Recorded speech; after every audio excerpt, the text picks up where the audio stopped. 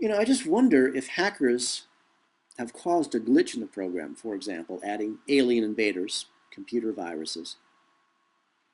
Doesn't that sound like a computer and a computer game to you? It does to me. Of course, I've been in computers for 25 years. I guess when I say I've been in computers for 25 years, I guess I have been longer than that. Maybe the hackers wanted to spice up the educational program. Maybe they thought it was dull just to go into a computer program, have a wonderful life for 90 years, 100 years, maybe even 1,000, 10,000 years. Maybe they thought it was dull. Maybe they wanted to spice it up. Maybe they wanted to have wars and aliens and talking demon lizards, and they thought that would be really cool. Unless, of course, you were actually trapped inside the game and couldn't get out. Unless, of course, you were trapped inside of the game and you had a wife and children. Unless, of course, you were trapped inside of the game and you were jobless and homeless and living on the streets. At that point, it's not funny. And it's still real because you're trapped inside of it. Let's take this a step further. Let's say you go to university in the real world. But in the real world, going to school does not mean sitting inside of a classroom and reading a book. Let's say instead going to school means that you're actually living a series of different lives, full, complete lives, a new and completely full life every single day.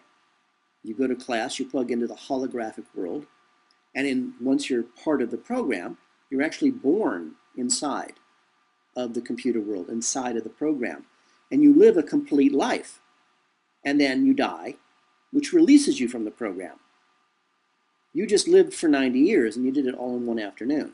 Now that is a hell of a way to learn. After a few experiences like that, in say a week, that's frightening, you could speak a dozen languages. You would have had experiences of a dozen lifetimes. And you'd still only be 19 years old. At this point, I wonder, we talked about in an earlier episode when the world was clean, rebooted, if you were, and there was enough oxygen in our environment and a strong enough magnetic field and no poisons in our food and our water, where our ancestors lived to be thousands and thousands and thousands of years old. What if the hackers or somebody else decided that was slowing down the learning process, that it wasn't useful to live inside of a computer program for thousands of years? What if they figured 90 years was enough and reprogrammed the program? I could imagine the glitches that would cause. But again, that would be a hell of a way to learn. Now, I say 19 years old for a very specific reason.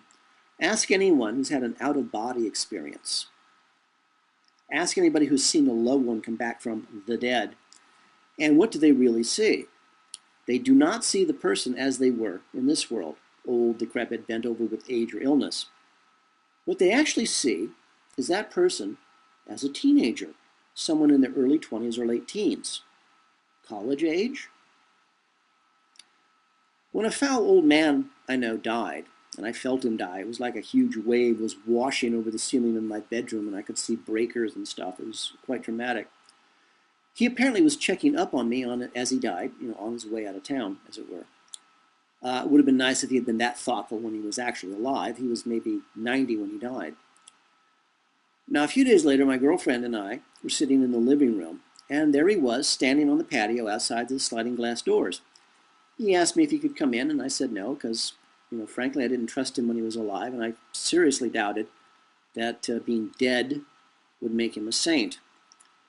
Most people should remember that just because someone's dead, they do not become an angel. They're just as they were, which is a shame.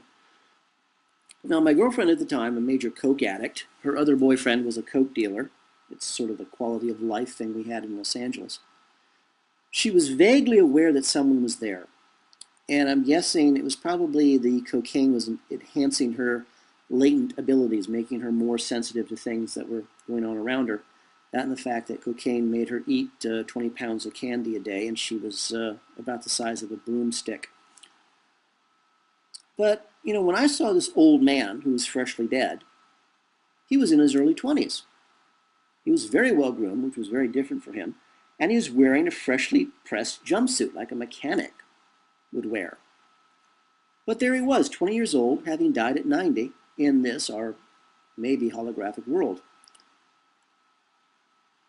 Now, I also believe that the hackers have damaged the program to the point where the program itself is breaking down. I have had, on sadly more than one occasion, I've seen entire skyscrapers appear and then disappear. I've seen people's personalities change completely and overnight. From a completely programming point of view, to me, and I used to be a computer programmer, I was terrible, but I could do it, and it gave me terrible headaches. I could actually envision, as the program is desperately trying to keep running, and you know, if you use computers, and we all have, the program will try desperately to run, and it'll start to do really bizarre and weird things, and if you just let it go, it'll usually get the job done. But we've all seen what happens when computer programs begin to fail. The weirdest things happen you can't imagine, but it keeps running somehow. Now, I wrote in one of my books, I just happened to have written 5 complete erotica horror novels called Coffee and Blood, Love Letters Between the Dead, which, you know, here's the plug for the day. You can buy them on Amazon, or you can buy them on our website, coffeeandblood.com, just the way it sounds, coffeeandblood.com. All that money will go towards building the village and saving some lives or rebooting the program. Anyway, I wrote these 5 complete horror erotica novels, and in them, I wrote about an experience I had after seeing what I consider to be a very important movie, Alice in Wonderland with Johnny Depp. A very significant film, but I cannot tell you why. It's important, and yet I cannot tell you why it's important. Anyway, I was in Island Bay in New Zealand, taking the bus back to the Central Business District, downtown Wellington. And I was sitting in front of the bus trying to understand what I had just seen in this movie. Now a man got onto the bus, it's not remarkable, it's a bus. He was a very gay bodybuilder with a very severe haircut, complete with a serrated cut that made his head look like a pop-top bottle. He had on his very gay bodybuilder tight shirt and the stretch pants, and he flipped out his wallet with his bus pass, and he smiled and flirted with the little old lady bus driver, and she giggled, and then he sauntered to the back of the bus. Just another day in Wellington or Hollywood. I didn't think at all about it, really, until 2 or 3 stops later, when the exact same man got onto the exact same bus. He was the very same, very gay bodybuilder with the same very severe haircut, complete with a very serrated cut that made his head look like a pop-top bottle. He had on his gay bodybuilder tight shirt, his stretch pants, and flipped out his wallet with his bus pass, smiled and flirted with a little old lady bus driver, and then sauntered to the back of the bus. And I just sat there. Honest to God, I really did not want to know anything more about this world. I really didn't. I already know too many scary things. I can't talk to anybody because you have a conversation with me, you turn white, your knuckles turn white, and you want to vomit and pass out. I'm a fun guy. So frankly, no. Didn't want to know anything else. But even to me, this was new. And you know what? I refused to turn and look around because I did not want to see if there were 1 or 2 of these guys back there. I, honest to God, didn't want to see it. I didn't want to know. So I tried really hard to ignore the whole thing. But what I did notice was that nobody else noticed. Not even the little old lady bus driver. She just smiled and sat there and drove the bus as if nothing had happened. To me, this is a very clear indication that the program of this holographic world is breaking down. It's not a dimensional shift. It's not a time shift. It's not all these fancy, high-flying concepts that so many people have, that we're moving through dimensions. No, the program's breaking down. And it only has so many artificial people, the gay bodybuilder guy, for example. It only has so many artificial people it can use in any situation. And it just reuses the same artificial people over and over and over again in different situations. But this, to me, is a major glitch in the program. It should not have happened. Not while a real, and I flatter myself, person was there to see it twice inside of 5 minutes. So I think that the program is breaking down. But what are the programmers going to do about it? We're in here. How about this? How about every 32,000 years you program into the program the end of the world, and you allow the program to reboot? Sort of like the event that happens every 32,000 years.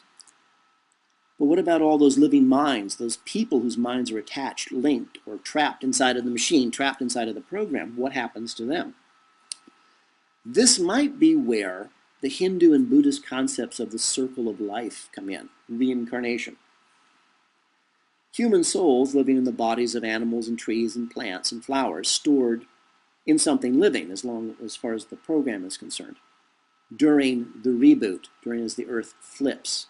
And as we've talked about earlier, in earlier episodes, the planet is cleaned, dry cleaned, pressed, cleaned, rebooted. Maybe during the reboot of the program, the people whose minds are stored inside of the program have to be stored in something that the program thinks is alive. Again, a tree, a plant, a flower, an animal. As long as the program thinks it's living, the human mind is safe inside of it. But there still must be human survivors inside of the program so they can have babies, which then provide the human minds a human body to inhabit. It'll take a little while, for 25 people to repopulate the entire earth, but I give you my word. I promise I will do my best and as often as I can. It also might explain the Christian credo of go forth and multiply.